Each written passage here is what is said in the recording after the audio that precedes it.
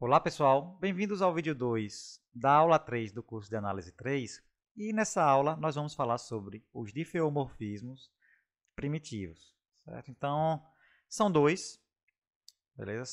Já vou adiantando que são dois, né? E o primeiro deles, que vamos chamar de tipo 1, é o mais simples, né? Que é qual? Então, um diffeomorfismo primitivo de tipo 1 é um diffeomorfismo H do Rn até o Rn, né?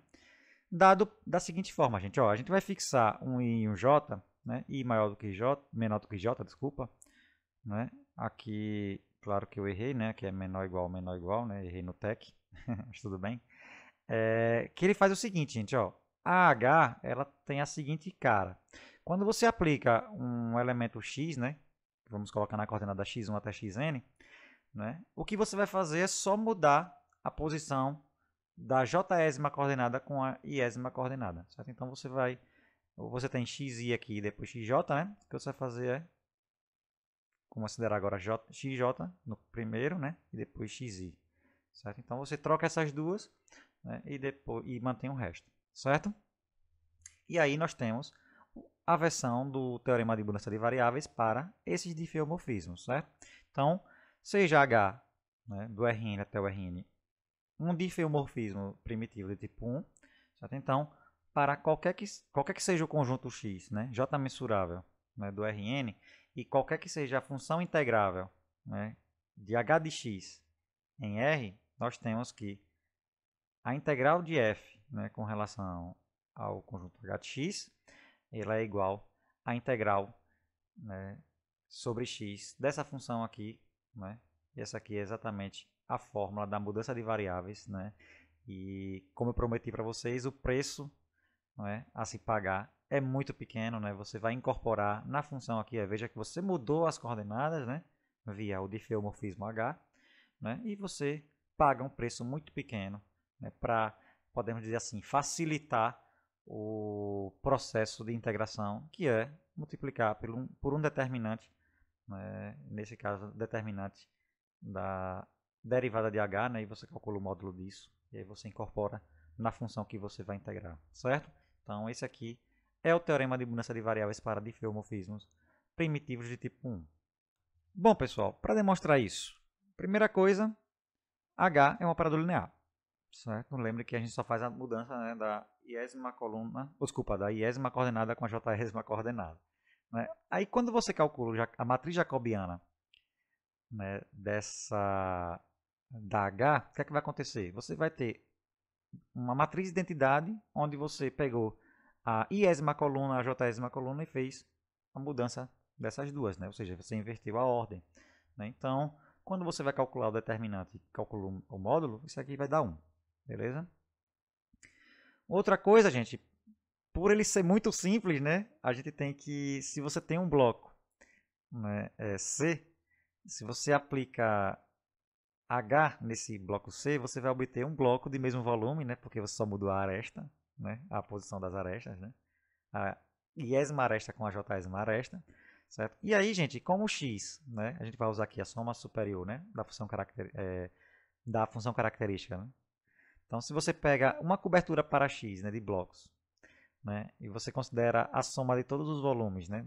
Dessa cobertura, né? E você pega o ínfimo disso, né? Então, vai coincidir com o volume de x, né? E aí, com esse fato aqui, a gente consegue ver que o volume de x é igual ao volume de h de x, né? E isso aqui, gente, já garante que a h de x, ou seja, a imagem de x por h, é um conjunto J mensurável, portanto, aquela integral ali, ela faz sentido, não é? Porque estamos trabalhando com um conjunto J mensurável, né? Se você tiver um bloco, gente, D, desculpa, de modo que o interior dele contém x, então se você calcular h de x, ele vai estar contido no interior de h de d, né, desse bloco h de d. Certo? Toda a partição, né, P' de h de d é da forma P' igual a h, P, onde P é uma partição de d, certo? E os blocos têm seguem desse mesmo raciocínio, né? Então, B' é um bloco de P', se ele for da forma B' igual a H de B, onde B é um bloco de P, certo? E aí, gente, a gente pode usar esse fato aqui, ó, tá vendo? Aqui o supremo né, de qualquer função real definida em HD, certo? É igual a esse supremo aqui, né? Isso aqui é tranquilo de fazer, certo? Então a gente consegue verificar que essas somas aqui, gente, ó, superiores, elas coincidem, né? Analogamente as somas inferiores também, né? Então, o que é que vai acontecer? A gente consegue verificar que a igualdade lá é válida, né? Que a função f composto com h vezes, né? Botou aqui o vezes, né? O determinante da derivada de h, né? Que é 1 no caso, né? O módulo. Então isso aqui é integrável, né? E aí você tem o resultado válido, né? Do teorema de mudança de variáveis. Certo, gente? Bom, pessoal, o diffeomorfismo primitivo do tipo 2, né? Último tipo, ele tem essa cara aqui, gente. Ó, vai ser um diffeomorfismo H, né? Que sai de U do Rn, chega no Rn, que na primeira coordenada vai ser uma função de classe C1, certo? E da segunda em diante, a gente repete as coordenadas da x, certo? Do elemento x. Aqui não precisava fazer esse x e xj aqui, né? Repetir aqui, porque foi o Ctrl+C, Ctrl+V, né? Mas não precisava destacar elas, né? Então, relevem isso. Certo? Então, gente, ó, o h, quando você aplica em x, né, você vai ter uma φ de x na primeira coordenada e no restante você vai colocar de x2 até xn, certo? E aí nós temos o teorema de mudança de variáveis para esse tipo de diffeomorfismo, né? Então, vamos tomar x um bloco n-dimensional e h um diffeomorfismo primitivo do tipo 2, certo? De u em v, x contido em u. Se você tem f, uma função integrável em h de x, então a fórmula de mudança de variáveis é válida. Bom, pessoal, para demonstrar esse teorema, a primeira coisa que a gente vai fazer é representar o Rn da forma R cartesiano Rn-1. Por que disso? O motivo é simples. A gente vai usar dois resultados que a gente já conhece. Um deles é a integração repetida, né? E o outro vai ser a fórmula de mudança de variáveis para o caso unidimensional que a gente viu no vídeo 1. Certo? Então, com isso em mãos, gente, a gente tem que os elementos de Rn a gente pode olhar como t, ômega, onde t está em R, ômega está em Rn-1. Né? O bloco x, n-dimensional, tem essa cara aqui, né, gente? Ó, I, cartesiano A, I, um intervalo compacto, né? A, um bloco n-1 dimensional. Né? E, gente, sendo H um diffeomorfismo, né, o que a gente tem é que o determinante da matriz jacobiana, né, esse módulo aqui é fora, né, gente? O determinante da matriz jacobiana é diferente de zero. Né? Mas só que o determinante da matriz jacobiana coincide com a derivada de φ com relação a t. A derivada de φ com relação a t. Né? Aqui eu coloquei filinha, né, por costume mesmo, né? Equações diferenciais aí, né? Quem estuda, quem é dessa área sabe, né, que né, é mais cômodo ficar fazendo usar linha, né? Ou o tzinho embaixo, mas eu vou colocar a linha aqui. Certo? Então, gente, essa filinha aqui, ela é a derivada com relação à primeira coordenada, certo? Então, o que acontece?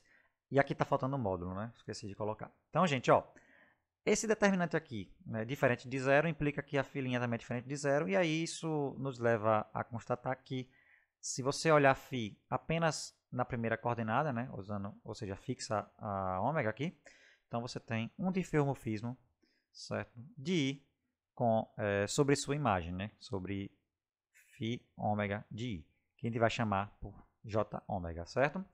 E aí, gente, ó, uma outra coisa é que se você olha a função f ômega, né, definida da mesma forma, né, o domínio dessa f ômega vai ser a j ômega. Né? Então, né, como de costume, nós vamos ampliar, né, os conjuntos aí. Vamos pegar j, um intervalo fechado contendo φ de x em seu interior, certo? Então, o que a gente vai ter aqui, h de x, ele está contido nesse blocão aqui, certo? E né, pegando aquela função f barra, né, daquela forma, né, 0 fora do conjunto em questão, né, fora de h de x fora de h de x e valendo f em h de x, a gente vai usar, a gente vai conseguir essa igualdade aqui, gente, ó. Integrar f sobre h de x, o que é que vai acontecer? Por definição, é integrar a f barra, né, nesse conjunto aqui, j cartesiano A. Aí, veja, a gente vai usar a integral repetida, né? Então vai ficar integral, né, sobre o bloco A da integral superior sobre o intervalo j de f barra ômega t dt de ômega, certo? Só que aqui, por definição, é a integral sobre j ômega, né? Então, o que a gente fez foi usar a definição mesmo, certo? Aí aqui a gente vai usar, né, o que a gente já conhece, né, do vídeo 1, certo? Que é o teorema de mudança de variáveis para o caso unidimensional, né? Então, ficamos com essa integral gigante aqui, tá vendo? E aí, por fim, a gente junta, né? Volta para a definição, vai ficar com a integral, né? Usando novamente a integração repetida, né? No caso, o processo inverso, né? E aí a gente vai conseguir f de h de x, né? Vezes o módulo determinante de h' de x, né? Justamente por essa fórmula aqui, né? Lembrando que esse módulo é aqui e tem um módulo aqui que eu não coloquei. Certo, gente? Então, o que a gente conclui é que a integral de f sobre h de x, né, é a integral sobre x dessa função grande aqui, que a gente pagou o precinho, né, que é multiplicar pelo módulo do determinante da matriz jacobiana de h, certo? Como eu falei, é um preço muito pouco para se pagar, não é? Dada a efetividade dessa fórmula, né? Então, o teorema está demonstrado para o caso onde h é um diffeomorfismo primitivo do tipo 2. Certo, pessoal? Aqui nós finalizamos o vídeo 2. Nos vemos no vídeo 3. Até lá!